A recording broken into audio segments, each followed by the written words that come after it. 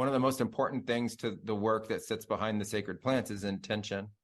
And intention is really the focus and continued focus on something over time. So like I said, there's a difference between intention and the reason for being there.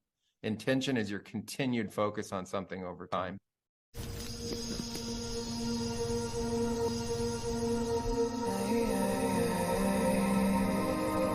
Life transformation is up to us, right? This is not an externalized concept and force that's done to us. It's up to us. And so, that's the way we approached all the hard things we did when we were little as a kid. We did them just a little by little by little every day. Yeah. And we can still use those same techniques to be able to literally transform anything we have going on in our life. One of the most important things to the work that sits behind the sacred plants is intention. And intention is really the focus and continued focus on something over time. So like I said, there's a difference between intention and the reason for being there. Intention is your continued focus on something over time. A lot of people forget that by the time they actually get the manifestation of their intention, they moved on to other intention, right? So I have some people who have made intention boards, so they have images of all their intentions, so that they can go back and see in the images if they fulfilled those intentions yet or not.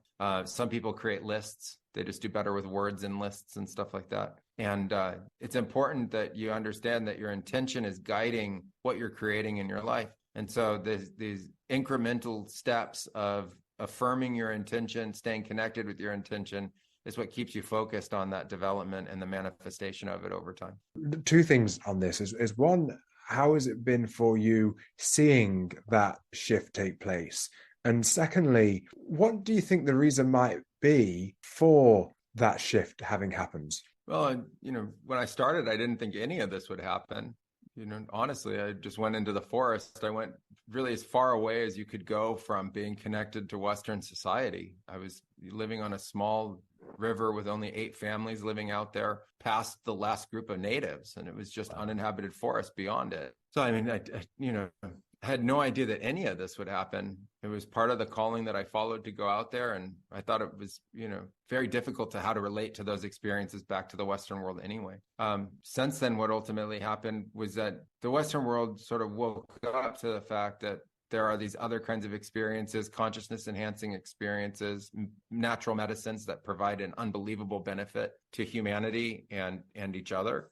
And it started to get embraced. And people at that time culturally were asking the question about, there's got to be something more. And so if you just have that question, there's got to be something more, and you start looking for it, millions of people around the world are looking for something more, and some people are going to find it. And then media at that time allowed for the rapid expansion and sharing of information that also didn't exist before. And so it's this incredible convergence in time of where all of a sudden there was real positive media and really positive things about real transformation and healing that people were getting from plant medicines. And at the same time, there was also, in terms of information and technology, the ability to share that through a network that was created much faster in time. And we participated in that. I shared openly the benefits of these kinds of experiences from very early on around the nature of the practices and just how important they were for mental health and well-being, and how they could help people that had experienced different kinds of trauma, and how you could also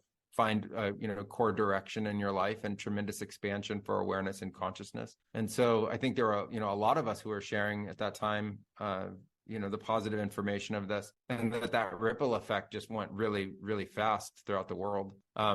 And the world needed it at that time too. And it still does. It's still growing at an unbelievably rapid rate.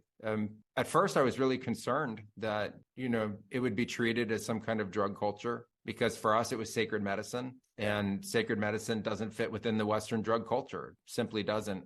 There were pharmaceutical drugs that were medicines. There were plants that were medicines. And then there were these other things that were recreational drugs. And we didn't consider what we did part of the recreational drug community at all. It was the exact opposite. It was part of a sacred healing community that utilized plants in a form of, traditional or tribal medicine, or kind of deep spiritual/religious medicine. And so that's what we saw in the world at that time. There were the religions like Santo Daime and the UDV that utilized the plants as part of deep religious communion.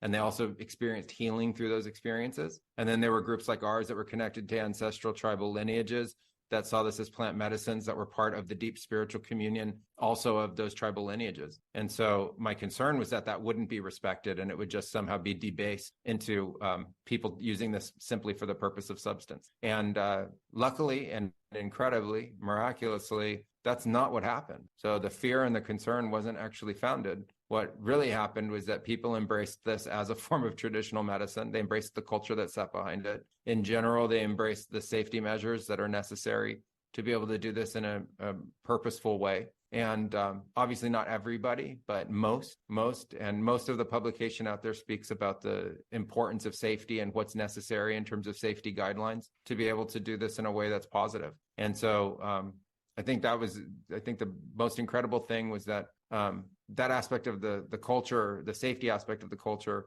was propagated and shared as well around the world in association with the use of the plants, including dietary restrictions and all the different kinds of contraindications and warnings in terms of the interplay and side effects and with other kinds of Western medicines and having to come off those medicines, or whether you're a good candidate to be able to participate in these experiences or not, and medical screening and getting, Western doctors permission if there's, edge cases or somebody who's in the gray. All the centers started to embrace that kind of behavior, and the individual practitioners did as well in general.